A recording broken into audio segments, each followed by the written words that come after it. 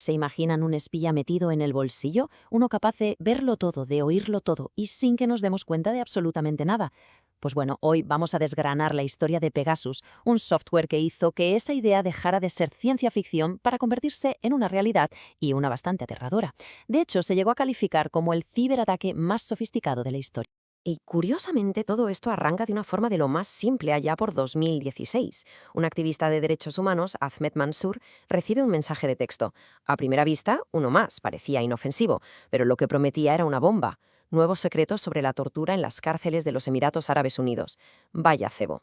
A ver, la curiosidad podría haber sido, bueno, fatal. ¿Quién no habría hecho clic? Pero Mansur fue más listo. Algo no le cuadraba. Y en lugar de picar, tomó una decisión que, sin él saberlo, iba a cambiar el panorama de la ciberseguridad para siempre.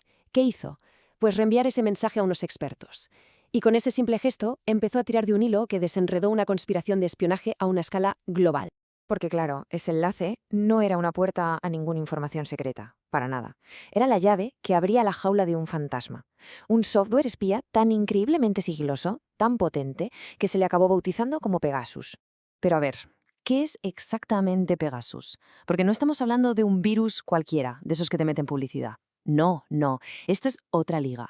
Es una creación de una empresa israelí, NSO Group, un spyware diseñado específicamente para colarse en iPhones y Androids de una forma, bueno, completamente invisible, un fantasma digital en toda regla. Es que una vez que se cuela en un teléfono, Pegasus es el dueño. Se convierte en ese fantasma en la máquina.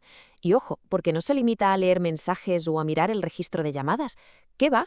Va muchísimo más allá. Puede activar el micrófono, la cámara, robar las contraseñas, saber la ubicación en tiempo real. Es que es literalmente tener el control total, absoluto, de la vida digital de una persona. Una locura. Claro, ante una herramienta tan sumamente poderosa, la pregunta es obvia, ¿no? ¿Quién demonios construyó este fantasma? Pues la respuesta nos lleva, como ya hemos adelantado, a esa empresa tecnológica de Israel, NSO Group. A ver, si nos vamos a lo que dice la empresa, a la versión oficial, su misión suena hasta noble. Ellos afirman que solo le venden su tecnología a gobiernos autorizados y con un fin muy, muy concreto: ayudarles a combatir el terrorismo y el crimen organizado. O sea, una herramienta para hacer el bien, ¿no? Pero claro, aquí es donde la historia empieza a torcerse, porque el caso de Ahmed Mansour, que era un activista de derechos humanos, pues como que no encajaba mucho en el perfil de terrorista o de gran criminal. Su caso fue el que destapó la pregunta del millón, una pregunta bastante incómoda. ¿De verdad se está usando esta tecnología solo para lo que decían? Y aquí es donde vemos el conflicto con una claridad meridiana. Por un lado tenemos el propósito oficial: combatir a terroristas y criminales.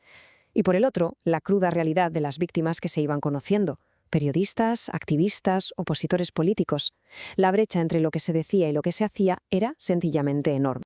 Técnicamente, el ataque que infectó a Mansur fue una auténtica obra de arte de la ingeniería informática.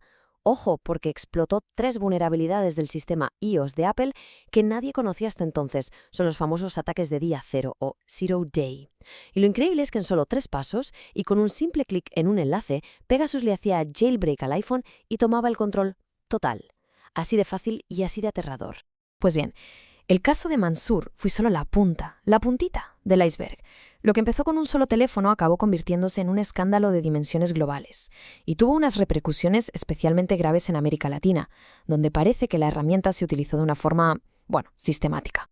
Vayamos a México. Según todos los informes, el gobierno mexicano fue el primer cliente, el cliente de lanzamiento de Pegasus. Y claro, allí la herramienta no solo se habría usado contra criminales, sino presuntamente contra un montón de gente: periodistas que investigaban la corrupción, defensores de los derechos humanos e incluso opositores políticos.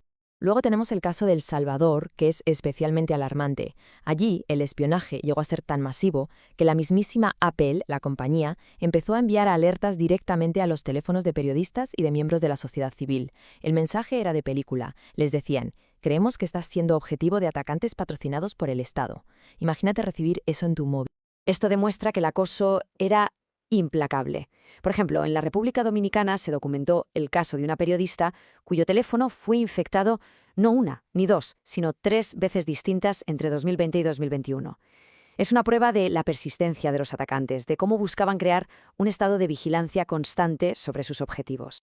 También hay casos curiosos, como el de Perú, donde el intento de compra ya revela muchas cosas. Al parecer, hubo funcionarios del gobierno de Pedro Castillo que intentaron adquirir el software viajando a Panamá. Pero, y aquí viene lo interesante, la propia Neso Group se habría negado a vendérselo porque no tenían la acreditación gubernamental que se requería para una venta oficial.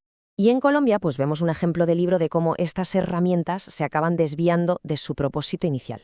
Se adquirió oficialmente para luchar contra el narcotráfico, un objetivo legítimo, pero ¿para qué se usó presuntamente? Pues para espiar a la Corte Suprema de Justicia y a los negociadores de paz. Nada que ver. Al final, toda esta historia de Pegasus nos deja en una encrucijada, que es fundamental para nuestra era. Por un lado, está la necesidad de seguridad de los estados.